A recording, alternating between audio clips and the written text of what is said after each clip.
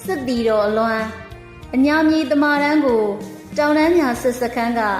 မခေါ်သာမျော်ကမှန်းလို့လွမ်းရပါသည်မြန်ရကုံအလဲစစ်စခန်းမှာလက်နက်ကိုစီကင်ဆောင်လို့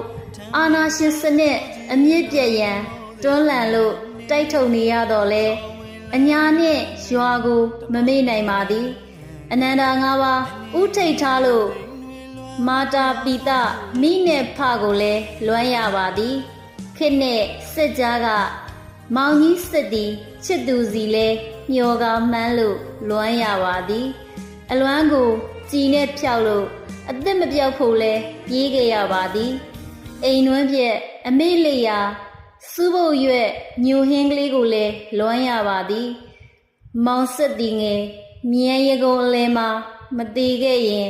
အညာကိုလွမ်းလို့အိမ်ပြန်ကျင်ပါသည်တောင်းငယ်ခ